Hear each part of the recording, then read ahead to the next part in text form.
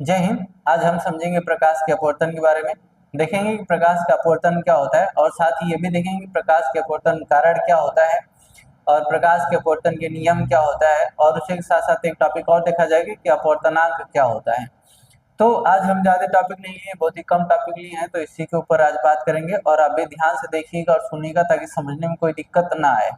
ठीक है, तो स्टार्ट करते हैं पहले प्रकाश के अपवर्तन के बारे में कि प्रकाश का अपवर्तन क्या होता है। लेकिन प्रकाश का अपवर्तन समझने से पहले हमें यह समझना होगा कि अपवर्तन क्या होता है। तो अपवर्तन अगर हम समझे ना, तो अपवर्तन का शाब्दिक अगर भाषा समझना हो तो अपवर्तन का मतलब होता है अपने मार्ग से भटक जाना। जब कोई व्यक्ति अपने मार्ग पर चल रहा होता है और अपने मार्ग से चलते चलते क्या हो जाता है, भटक जाता है, तो हम कह सकते हैं उसमें क्या हो गया, अपवर्तन आ गया है। ठीक है, तो वही घटना प्रकाश में भी देखने को मिलता है कि जब प्रकाश की किरणें अपने मार्ग से आती हैं और आते आते क्या हो जाता है कि एक समय आता है कि वो अपने मार्ग से क्या हो जाती है, विचलित हो जाती है, अपने मार्ग से भटक जाती है। तो प्रकाश की यह घटना कहलाता है, प्रकाश का अपवर्तन कहलाता है। प्रकाश के ये जो अपवर्तन की घटना है वो लड़कों के अंदर हम अधिक मात्रा में देखते हैं, लेकिन परावर्तन का जो घटना है वो लड़कों के अंदर दिखाई नहीं देता है। कुछ कुछ लड़कों में दिखाई देता है, लेकिन अधिकतर लड़कों में प्रकाश के अपवर्तन की घटना दिखाई देता है। वो कैसे कि अपवर्तन हम पहले ही आपको बताए थे, अपवर्तन का अर्थ होता है अपनी मार्ग से भटक जाना। तो कुछ लड़के ऐसे होते हैं कि पढ़ाई करने के लिए बैठेंगे, पूरा माइंडसेट बनाएंगे कि हमको क्या करना है कि भटकना नहीं है, हमको पूरा फोकस करना है अपनी पढ़ाई पर।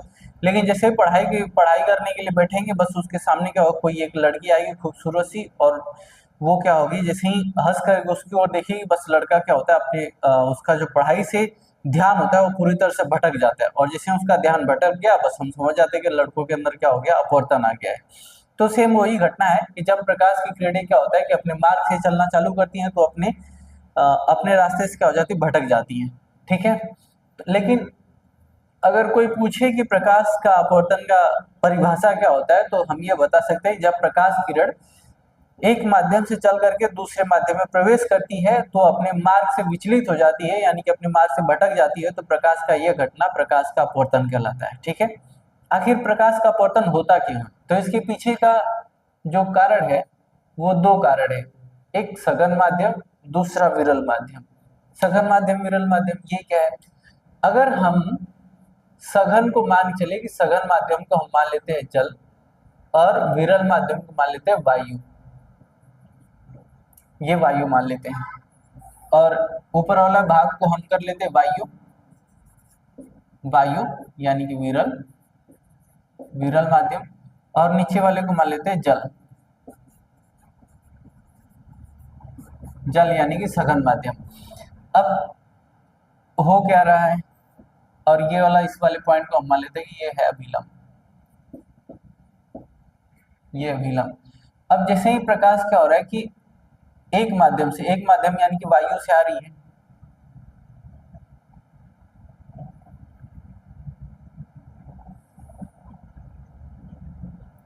वायु से आ रही है, तो आने के बाद उसको जाना चाहिए इस तरह से, एकदम उसको एकदम सीधा निकलना चाहिए।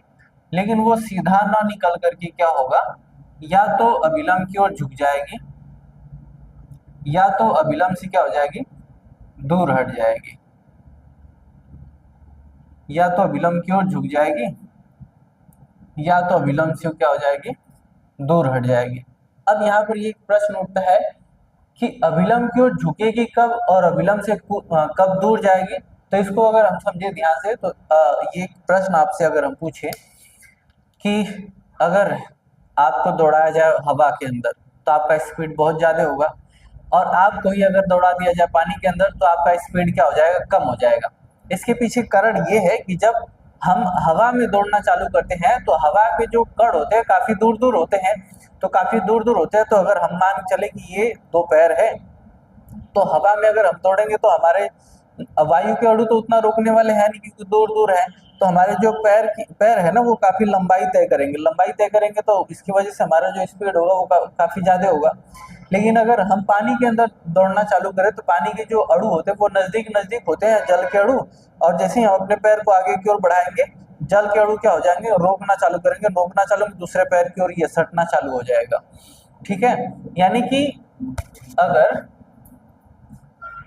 अगर प्रकाश वायु से कहाँ जा रहा है, जल में, यानी विरल से जा रहा है सघन में।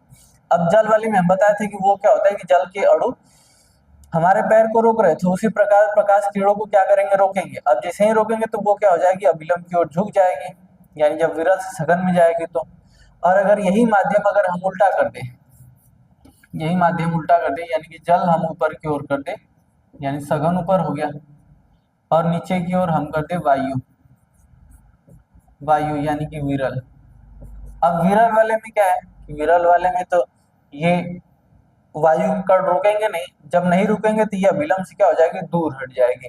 ठीक है, तो इसमें यह रखना है कि जब कभी भी प्रकाश किरण सघन से विरल में जाएगी तो प्रकाश की किरण जो दूसरे माध्यम में गई है, यानी कि अब जल से वायु में जा रही थी, जल एक माध्यम हो गया, दूसरा माध्यम हो गया, यानी जब सघन से विरल में जाएगी तो अभिलंब से दूर हट जाएगी। लेकिन अगर जब विरल से सघन में जाएगी तो अभिलंब की ओर क्या हो जाएगी, झुक जाएगी। ठीक है, तो यह दो घटना हो रहा है। तो इसका पूरी तरह से अगर परिभाषा कोई पूछ रहा है प्रकाश के अपवर्तन का, तो आप बता सकते हैं कि जब कोई प्रकाश किरण एक माध्यम से दूसरे माध्यम में प्रवेश करती है तो वो अपने मार्ग से विचलित हो जाती है, अर्थात भटक जाती है, तो प्रकाश की यह घटना प्रकाश का अपवर्तन कहलाता है। अब वो क्यों भटकती है, तो इसका कारण भी हम बता दें, इसका कारण कौन सा है, सघन माध्यम और फिर विरल माध्यम है। अगर सघन से विरल में जा रही है तो अभिलंब से दूर हट जाएगी, और जब विरल से सघन में जाएगी तो अभिलंब की ओर क्या हो जाएगी, झुक जाएगी। ठीक है, उम्मीद है ये आपको समझ में आएगा। अब आगे चलते हैं, प्रकाश के अपवर्तन के नियम क्या क्या है। तो प्रकाश के अपवर्तन का नियम अगर देखें तो प्रकाश के अपवर्तन के दो नियम हैं। प्रकाश के अपवर्तन के दो नियम हैं।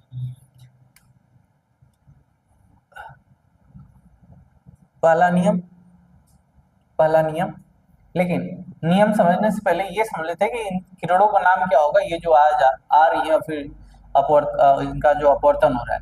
तो जो आने वाली किरणें हैं उसे कहा जाएगा आपतित किरण, और उसके बाद अपवर्तन के बाद जो जाने वाली किरण उसे कहा जाएगा अपवर्तित किरण, उसे कहा जाएगा अपवर्तित किरण। और जहां पर आपतित किरण, अपवर्तित किरण और अभिलंब जिस बिंदु पर है उसे कहा जाएगा आपतन बिंदु, उसे कहा जाएगा आपतन बिंदु, क्योंकि तीनों का पॉइंट एक ही है। देखिए ये हो गया आपतन बिंदु। और अगर ये आ रही है तो अभिलंब के बीच मिलकर के कोण बना रही है, आपतित किरण और अभिलंब के बीच जो बना कोण होगा वो हो जाएगा आपतन कोण।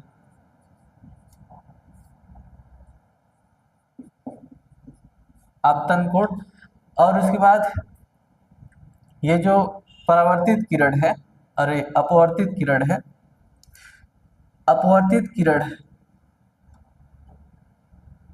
अपवर्तित किरण और अभिलंब के बीच जो बना कोण है वो हो जाएगा अपवर्तन कोण। ये हो जाएगा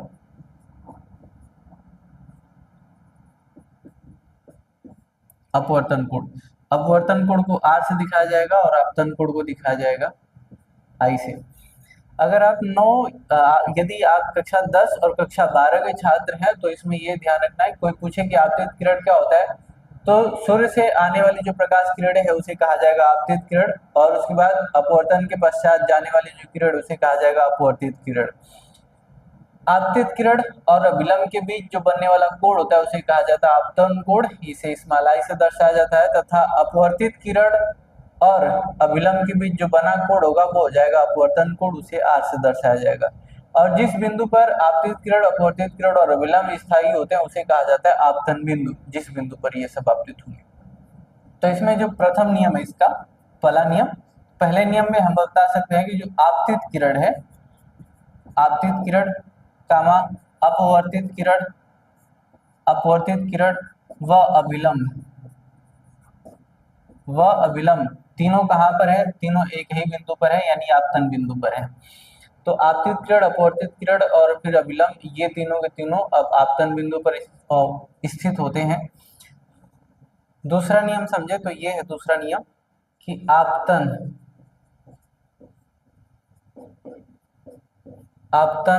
कोण की ज्या साइन आई अपवर्तन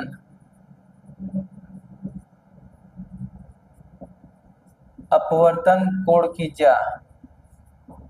ज्या साइन आर एक दूसरे के क्या होते हैं, अनुपात में होते हैं।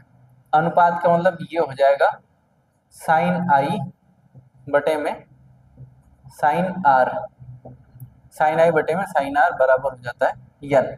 इसे स्नेल का नियम भी कहा जाता है, इसे स्नेल का नियम भी कहा जाता है। और साथ में इसमें क्या होता है कि जो प्रकाश होता है ना, वो एक माध्यम से दूसरे माध्यम में जा रही होती है। एक माध्यम से दूसरे माध्यम में, यानी कि ये माध्यम पहला ये N1 माध्यम है और ये हो जाएगा N2, यानी कि एक माध्यम से दूसरा। वही बात है कि इसको हम मान लेते वायु और ये हो जाएगा जल, तो वायु अलग माध्यम में, जल अलग माध्यम में, तो एक माध्यम से दूसरे माध्यम में जा रही है। तो इसे क्या होता है कि इसे कहा जाता है कि इसे पहले माध्यम के सापेक्ष दूसरे माध्यम का अपवर्तनांक भी कहा जाता है। तो 1N2 बराबर साइन आई बटे में हो जाएगा साइन आर। ठीक है, तो इसे स्नेल का नियम भी कहा जाता है, इसे प्रथम माध्यम के सापेक्ष दूसरे माध्यम का अपवर्तनांक भी कहा जाता है। अब इसमें अगर हम बात करें कि इसमें शब्द आ रहा है कि एक माध्यम के सापेक्ष दूसरे माध्यम का अपवर्तनांक, तो अपवर्तनांक क्या होता है, तो अपवर्तन के बाद जो हमें अंक प्राप्त होता है उसे कहा जाता है अपवर्तनांक। ठीक है, अपवर्तन के बाद जो अंक हमें प्राप्त होता है उसे अपवर्तनांक कहा जाता है।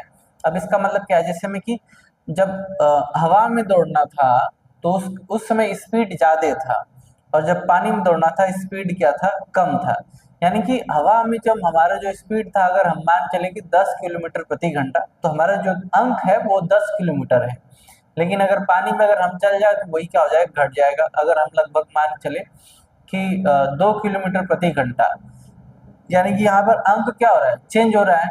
और अंक चेंज होने के कारण क्या है, अपवर्तन। यानी अपवर्तन के बाद जो अंक हमें प्राप्त हो रहा है उसे ही हम क्या कहेंगे, अपवर्तनांक कहेंगे। अब जब प्रकाश के बारे में पढ़े तो प्रकाश का अलग अलग माध्यम में इसका जो चाल होता है वो अलग अलग होता है। तो अलग अलग चाल होने के बावजूद उसका जो अपवर्तनांक होगा वो भी अलग अलग होगा। तो आपके सामने क्या है कि एक पेज खुल के आ रहा होगा, उसके ऊपर आप देख लीजिएगा प्रकाश में जिस जिस माध्यम में जा रही है उसमें उसका अपवर्तनांक कौन कौन सा होता है, तो उसको देख करके आप कर लीजिएगा। ठीक है, अब इसमें क्या हो रहा है कि इसमें हम एक चीज देख रहे हैं कि प्रकाश एक बार सघन से विरल में जा रही है और एक बार क्या हो रहा है कि विरल से सघन में जा रही है। तो उस कंडीशन में क्या होगा इसका, तो इसको देखें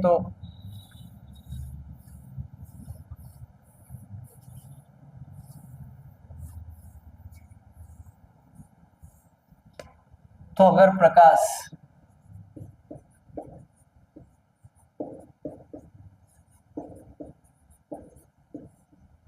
विरल से अगर सघन में जा रही है, तो विरल से अगर सघन में जाएगी तो उस दौरान साइन आई बटे में साइन आर, यानी कि 1N2 इसका जो मान होगा वो हमेशा एक से बड़ा होगा। ध्यान रहे, जब विरल से सघन में जाएगी तो एक से क्या होगा, बड़ा होगा। यानी कि हम इसको ऐसे भी लिख सकते हैं,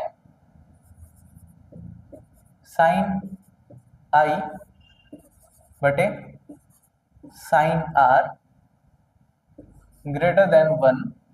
तो ये जो नीचे वाला है ना भाग में है वो एक से अगर गुणा करेगा तो ये हो जाएगा sine i greater than sine are.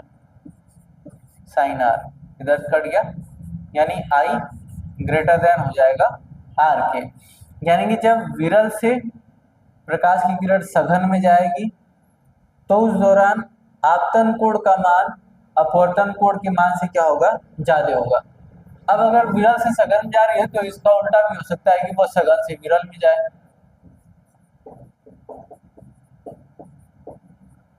सघन से विरल में भी जाएगी, तो सघन से विरल में जाएगी तो इसका उल्टा हो जाएगा कि साइन आई बटे साइन आर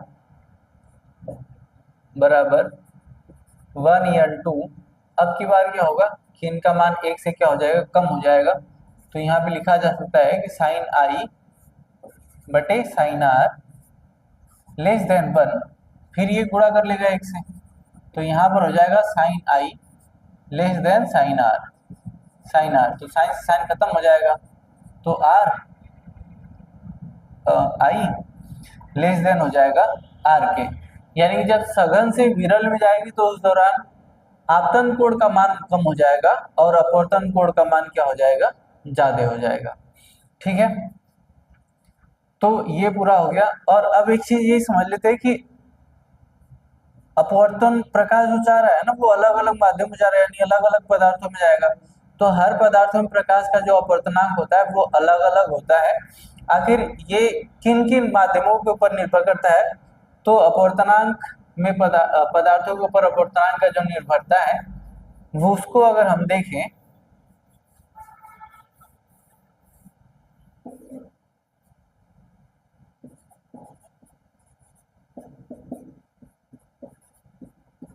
पदार्थों में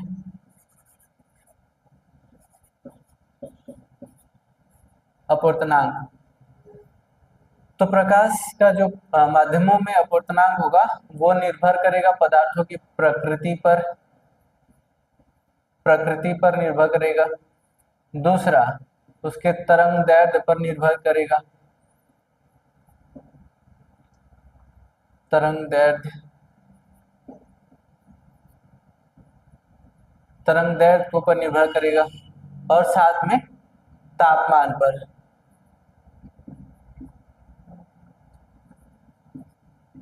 पदार्थ के तापमान पर, ये इसके ऊपर क्या करता है, इन तीनों के ऊपर निर्भर करता है। और एक बात अगर बता दें कि जो अपवर्तनांक होता है वो एक नियतांक होता है, इसलिए इसका कोई मात्रक नहीं होता है, जो भी याद रखना है।